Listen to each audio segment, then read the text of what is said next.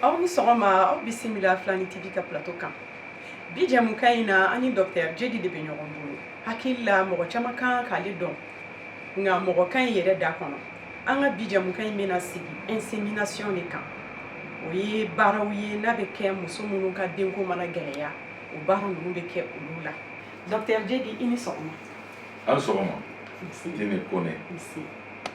Dr Jedi an b'i ka dɔgɔtɔrɔso la bi ne ko Fifi yɛrɛ ye mun ye dɛ? Fifi o t'a tubabukanama yan. Fécondation in vitro de b'a fɔ ko FIV o ye tubabukanama de ye. Tantôt i ko insémination tantôt i ko FIV. C'est que olu fɛn fila ninnu tɛ kelen ye. Mais a bɛɛ ye sira de ye pour que ka muso dɛmɛ ka den sɔrɔ. Insémination de tɔgɔ bonyana kosɛbɛ parce que ale mɔgɔ caman b'ale kɛ quoi. Ale daminɛna ka ca ni 300 ans 3 siècles ka ca ni mɔgɔ fɔlɔ min sera ka den sɔrɔ a fɛ o ye Jacques Hunter o ye chirurgien de ye a bɛ bɔ Écosse de ale de fɔlɔ ye den fɔlɔ min sɔrɔla insémination na mais fécondation in vitro ale tɔgɔ ka bon ale den fɔlɔ sɔrɔla 78 Angleterre a filɛ Louis Brown ne de den fɔlɔ min sɔrɔla fécondation in vitro la o ye Louis Brown ale tɔgɔ bɔra pourquoi parce que ale ba de tun trompe gɛrɛnen na trompe ye fɛn ye musoya kɔnɔna de la n bɛna ɲɛfɔ an na a bɛ kɛ cogo min na quoi voilà nin ye muso wolonugu dɛsɛnen ye cogoya dɔ la bon muso wolonugu filɛ ni cɛ ni muso ye kafoɲɔgɔnya kɛ cɛ ka lawaji kɔnɔna la denkisɛw de b'a la o denkisɛ ninnu de bɛ tɛmɛ muso ka kɔl yɔrɔ dɔ bɛ ko kɔl ni muso fan bɔ kuma sera o kɔl ni o fɛn dɔ bɛ ko glaire o glaire nin bɛ komi sɛnsɛn a bɛ cɛ ka lawaji sɛnsɛn ka denkisɛ ɲumanw bila ka tɛmɛ olu mana tɛmɛ maintenant ni muso sɔrɔ so kɔnɔna de den dayɔrɔ de ye nin ye trompe de ye tan trompe tɔgɔ bonyana kojugu sinon trompe ye tɛmɛyɔrɔ dɔrɔn mais trompe bɛ taa laban yɔrɔ min na o de ye muso ka fan dayɔrɔ ye u b'a fɔ ko ovaire o bɛ komi cɛ ka kɔkili fila o fana bɛ denkisɛ de bɔ kalo o kalo a bɛ denkisɛ kelen bɔ a bɛ se ka fila bɔ kuma dɔ donc ni muso trompe gɛrɛnen don cɛ ka denkisɛ ani muso ka denkisɛ tɛ ɲɔgɔn kunbɛn alors que Louis Brown ni ale ba kun trompe de bouchelen don ni trompe kun bouchera kɔrɔlen an b'a essayer ka trompe ninnu opérer ka se ka trompe ninnu dayɛlɛ bon vraiment opération ninnu a tɛ ɲɛ u y'a kɛ ka sɛgɛn caman tɛ ɲɛ tilenninw bɛ ɲɛ mais caman tɛ ɲɛ donc anglais dɔgɔtɔrɔ dɔw bɛ yen John Steptoe ani Bob Edwards kelen ye gynécologue kelen ye biologiste olu fila de ko ko pourquoi denkisɛ an b'a dɔn ko denkisɛ de b'a sɔrɔ fo muso ka denkisɛ ni cɛ ka denkisɛ de ka ɲɔgɔn kunbɛn pourquoi an tɛ muso ka denkisɛ labɔ kɛnɛma ka cɛ ka denkisɛ fana labɔ kɛnɛma k'a dilan ka tila ka bila muso u ye san 20 de kɛ u bɛ ka se k'o kɛ ma ɲɛ o bolo san 20 tɛmɛnen kɔ maintenant u y'a kelen kɛ o de ɲɛna o de kɛra Louis Brown cɛkɔrɔba minnu tun bɛ a yɔrɔ parce que ni tubabu bara n'i ye prouesse kɛ i ye baara dɔ kɛ baara ɲuman i bɛ bɔ k'a publier de u taara publication in kɛ Suisse de Genève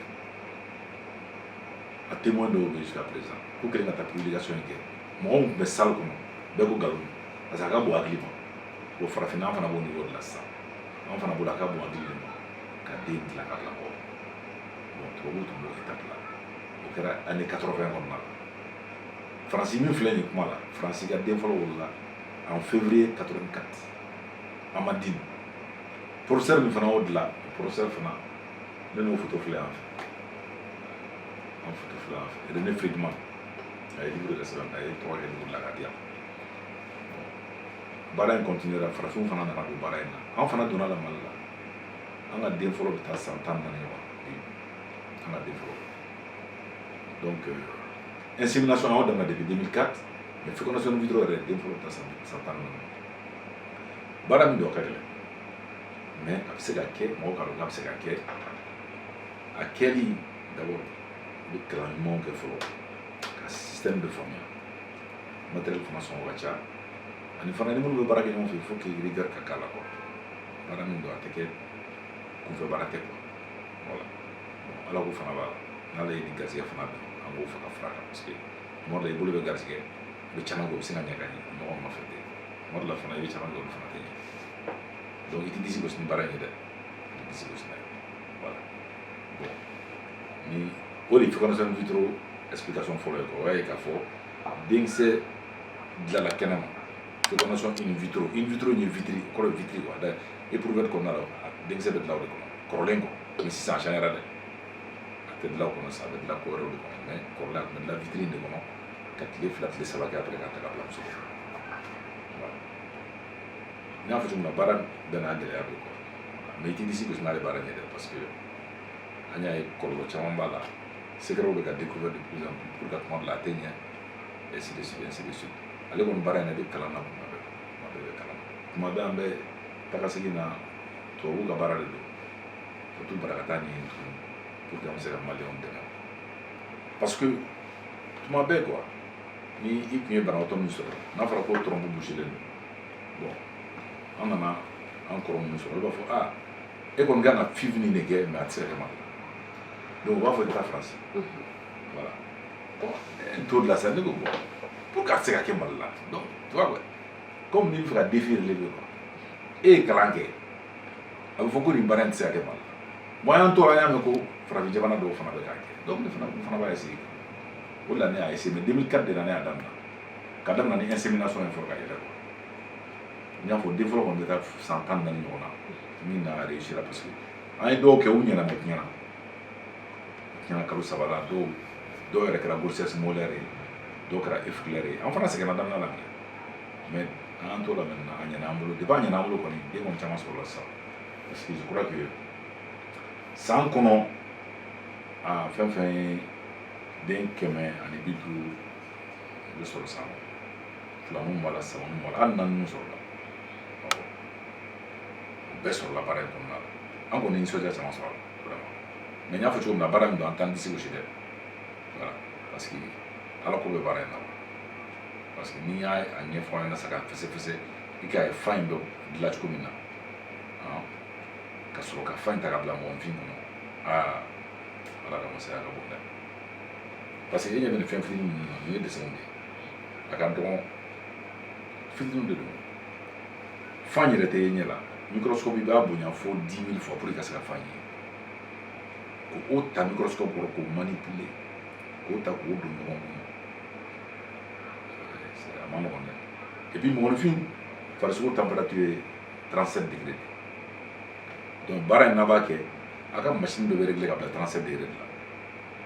bon e bɛ machine da 37 degrés la n b'a yɛrɛ k'a fɔ e ka machine bɛ 37 degrés la donc o norme de fana bɛ yen san o san an bɛ taa n'an ka machine ye faransi ka taa a calibrage de kɛ machine wɛrɛw la yen tuguni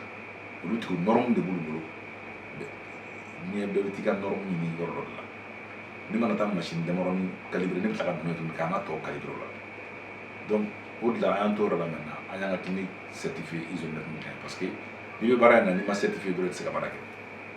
il faut que démarche qualité management qualité i ka don o la i ka certifié donc san o san o bɛ na ka n'i contrôler k'i ka baara taabolo lajɛ donc an certifié len don ça fait maintenant plus de 4 ans an yɛrɛ certifié ka tuguni ISO 9001 o bɛɛ ye baara in kɔnɔna ye k'a jira i bɛ baara fɛn fɛn kɛ ani norme internationale de bɛ taa mali t'a di dɛ a bɛ di international de la voilà baara in gɛlɛya o de quoi donc rigueur de b'a la parce que mɔgɔninfin fan n'a bɔ kuma sera hali n'a bɛnna seli de ma an bɛna kuma ka baara kɛ seli don an bɛna baara kɛ voilà e yɛrɛ t'an na tuguni yɛrɛ donc équipe fana bɛɛ motivé don salabatɔ baara tɛ quoi salabatɔ tɛ se ka kɛ an ka baara in na salabatɔ sen t'a la o b'i sen bɔ a la o b'i sen bɔ a la parce que bon baara min don an kana ɲɔgɔn ye a fana musakaw ka ca bon k'a fɔ k'an ka baara in fana ye fécondation in vitro dɔrɔn o tɛ dɛ an bɛ denko problème caman ɲɛnabɔ ka sɔrɔ a ma se fécondation in vitro ma n'i y'a sera fécondation in vitro ma ça veut dire gɛlɛya yɛrɛ de bɛ yen voilà et puis je peux dire peut-être denko problème ni mɔgɔ ni cɛ ni muso furula plus de 50% olu b'u ta sɔrɔ ka sɔrɔ hali ma se dɔgɔtɔrɔso la mais minnu garisɛgɛ mana kɛ dɔgɔtɔrɔso ye bon dɔw ta furakɛli gansan b'o ɲɛ voilà olu b'u ta sɔrɔ dilan kan mais minnu mana gɛlɛya de safa tɛ sɔrɔ dilan kan o cause dɔɔnin don an ye trompe ta fɔ par exemple ni trompe gɛrɛ ninnu cɛ dɔw fana bɛ yen n'u wala waji bɔra denkisɛ bɛrɛ t'a la denkisɛ tanya in cause ka ca dɛ a cause ka ca c'est pour ça que n'i bɛ denko traitement fɔ i b'a essayer k'a fɔ les causes évitables de l'infertilité c'est-à-dire kɔlɔlɔ min bɛ se k'a to denko problème bɛ sɔrɔ i k'olu de fɔ n'a sera fécondation in vitro la dépense don dɛ wari ka ca a tɛ bɛɛ bolo a tɛ bɛɛ bolo an b'o préparer latigɛ donc maintenant mun ni mun kan ka kɛ pour que ka denko problème nin ka ni sɔrɔ leminanpo juguman n'a ma furakɛ o bɛ se k'a to trompe ninnu bɛ geren min ka trompe ninnu o bɛ se k'a to trompe ninnu bɛ geren donc an bɛ min ɲini ni leminanpo ye muso minɛ a k'a furakɛ ka i kana fɔ n terimuso a y'o minɛ a taara nin fura in san o y'a ta kɛ o t'a ɲɛna non tɛ parce que ni leminanpo bɛ yen microbe dɔw de bɛ yen microbe dɔ a ka ca ni 100 a ka ca ni 200 ye u bɛɛ n'u ka sensibilité de don a dɔw bɛ yen ni antibiotique bɛ se k'o furakɛ nin tɛ se k'o furakɛ donc ni leminanpo juguman ye minɛ k'a furakɛ o ye fɔlɔ ye filanan ka kafoɲɔgɔnya kɛ k'a sɔrɔ i tɛ mɔgɔ min dɔn i tɛ mana don i t'i yɛrɛ protéger i bɛ se ka leminanpo juguman sɔrɔ a bɛ se ka na n'i ka denko gɛlɛya ye cɛmanninw fana cɛmanninw ta bana dɔw bɛ yen o bɛ mɔgɔ bila denmisɛnninya la n'i m'a furakɛ a bɛ se ka na ni denko problème ye après la longue o bana ninnu na bana dɔ bɛ yen ko kɛngɛkɔgɔya kɛngɛkɔgɔya nin a bɛ denmisɛnnin caman minɛ mais boloci bɛ kɛngɛkɔgɔya in na denmisɛnnin cɛmannin n'a ye kalo 9 sɔrɔ a kan ka boloci in kɛ parce que ni kɛngɛkɔgɔya in y'a ye u minɛ a microbe nin ale bɛ taa u cɛya de kɔnɔna de la ka taa kɔkili ninnu kan ka taa kɔkili ninnu tiɲɛ n'a y'o tiɲɛ maintenant e bɛ kɔrɔbaya dɔrɔn i b'a fɔ k'i bɛ den sɔrɔ i b'a fɔ ko i ka lawaji la denkisɛ t'a la azoospermie sugunɛbilennin fana o juguman sopisi o juguman o bɛɛ kan ka furakɛ de bon denmisɛnninw fana donnen don fɛn dɔ la sisan o ye fɛn dɔ min ko shisha ka tila k'a fɔ shisha in fana man ɲi shisha in fana bɛ se ka kɔlɔlɔ caman de bila denko la ka gɛlɛya don denko kɔnɔna la donc olu cause ninnu bɛɛ bɛ se ka éviter o bɔlen kɔ la fana muso minnu n'u ka koli a bɛ to ka tigɛ kabini u fitinin ma o b'a ye u ka koli tɛna kalo olu muso ninnu i b'a sɔrɔ hormone ko problème b'u la olu muso ninnu olu kan ka wuli déjà ka se kɛnɛya tigilamɔgɔw bara yan'u ka t'u yɛrɛ di fura ma ka kɛnɛya tigilamɔgɔw bara ka sɛgɛsɛgɛli kɛ pourquoi olu ka koli tɛ ka na a nacogo la parce que n'o ma furakɛ joona o bɛ se ka kɛ kɔlɔlɔ ye u ka denko gɛlɛya dans l'avenir voilà bon o bɔlen kɔ la fana mɔgɔninfin yɛrɛ an ye fɛn caman dilan minnu bɛ k'an ka denko gɛlɛya hali téléphone nin filɛ nin ye téléphone portable nin filɛ nin ye a bɛ onde magnétique de dégager o onde magnétique ninnu a tila k'a fɔ o bɛ agi mɔgɔninfin ka i ka denkisɛ ninnu kan farafinfura ninnu farafinfura n t'a fɔ k'a maɲi mais farafinfura n'i y'a min kojugu a bɛ comme toxique c'est comme toxique i bɛ se k'a min fɛn wɛrɛ kama mais a bɛ se ka taa kɔlɔlɔ don i ka denkisɛ la o fana o dɔɔnin don bi-bi in na yɔrɔ excitant tɔ ninnu cigarette ni shisha ninnu ani dulɔ ninnu hali cannabis filɛ nin ye minnu b'a min a bɛ se ka denko gɛlɛya k'u la sini donc onde électromagnétique les wifi et autres là tout ça a tila k'a fɔ nin bɛɛ bɛ kɔlɔlɔ don dɔw de ye denko gɛlɛya sinon kɔrɔlen burusukɔnɔmɔgɔw tun tɛ se a denko yɛrɛ la mais sisan olu bɛɛ bɛna denko la donc parce que u bɛɛ donna ni téléphone ko ninnu na u bɛɛ exposé don onde électromagnétique kan o de b'a to maintenant u ka denkisɛ ninnu bɛ tiɲɛ joona donc dɔw fana bɛ yen olu depuis olu wolo kuma a b'u bɔkolo yɛrɛ la denkisɛ bɛrɛ t'u sɔrɔ la o dɔw bɛ yen u bɛ se san 24 u bɛ san 30 la cayalenba u ka denko bɛ jɔ mais u t'a dɔn u b'a fɔ ko vieillissement prématuré o problème fana bɛ ka tɔɔrɔliba de kɛ bi an ka baara la donc kuru fana bɛ yen kuru suguya dɔw bɛ yen n'o fana bɔra i wolonugu la n'a dayɔrɔ ma ɲɛ n'a ma opéré dɔrɔn i ka denko bɛ gɛlɛya donc ça c'est schématiquement n'i y'a essayer k'i bɛ denko problème expliquer quoi dɔw yɛrɛ bɛ yen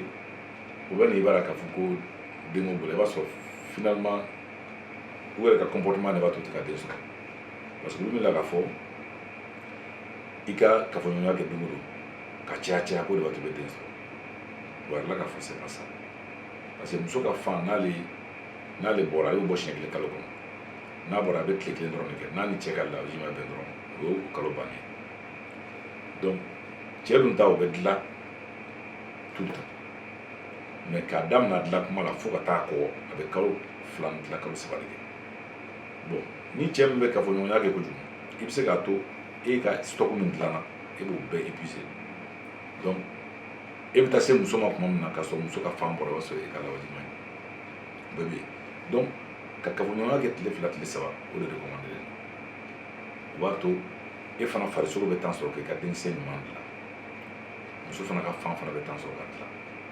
o fɔ dɔw fana b'a fɔ ko bon ne bɛ 14e jour de makɔnɔ tile 14 ne b'o de makɔnɔ ka n ka kafoɲɔgɔnya kɛ bon olu fana bɛ fili la parce que fan in bɛ se ka bɔ kuma dɔ la joona ka sɔrɔ hali tile 14 ma se donc ne min farati i b'i to jate la e fana ka denko bɛ gɛlɛya bon an ye fɛn dɔ fana kɔlɔsi muso dɔw bɛ olu fana mina k'a fɔ n'i jɛra kojugu ko de b'a to ka i yɛrɛ sanuya kojugu ko de b'a to i ka denko bɛ nɔgɔya a yɛrɛ la k'a fɔ ko fana tɛ tiɲɛ ye parce que n y'a fɔ cogo min na ni cɛ ni muso ye kafoɲɔgɔnya kɛ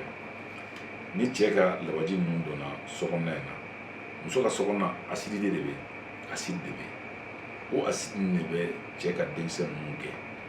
u bɛ boli acide nin de ɲɛ k'u taa yɔrɔ ɲini u bɛ taa yɔrɔ fɔlɔ min sɔrɔ o ye muso ka kɔli o la u bɛ girin ka bɛn bon muso minnu bɛ solution ninnu utiliser tout le temps ka to k'u yɛrɛ olu bɛ ni acide de b'o tiɲɛ donc ni cɛ éjaculé la au lieu que denkisɛ ninnu ka boli u bɛ to yen ka don i ka taa yɔrɔ si donc o ye dɔw ka problème les femmes trop propres en général u ka denko gɛlɛya bɛ kɛ ten o b'a sɔrɔ k'a fɔ ils sont trop propres donc u ka denko bɛ gɛlɛya u tɛ den sɔrɔ parce que ils ont lutté contre la nature muso ka so kɔnɔna tu n'as pas besoin ka to k'a fɔ k'i bɛ to k'i yɛrɛ nettoyer c'est auto nettoyant parce que microbe dɔw yɛrɛ bɛ muso ka so kɔnɔna la o microbe ninnu a kan ka kɛ yen de ale de b'a to yɔrɔ bɛ kɛ acide ye n'o microbe ninnu tɛ yen dɔrɔn muso so kɔnɔna bɛ ka baara kɛ donc le problème de fertilité là c'est trop compliqué. Kumakan laban min b'i bolo? Kumakan laban o ye min ye o ye ka kunnafoni ɲuman di mɔgɔw ma kunnafoni ɲuman ye jumɛn ye parce que kɔsan na an b'a ye mɔgɔ caman bɛ na ko n ka denko gɛlɛyara k'a fɔra ko n bɛ se ka na fécondation in vitro kɛ u t'a dɔn k'a fɔ mɔgɔ dɔw bɛ yen fana fécondation in vitro tɛ se ka k'olu la parce que faamuyali caman bɛ yen o tɛ tiɲɛ hali an dɔgɔtɔrɔw tun b'a fɔ i bɛ ka koli ye n'i bɛ ka koli ye ka ban i bɛ se ka den sɔrɔ wa a tila k'a fɔ o tɛ tiɲɛ ye parce que i bɛ se ka kɛ i bɛ koli ye mais i fan bannen don i bɛ koli mais fan t'i la wa muso fan bɛ ban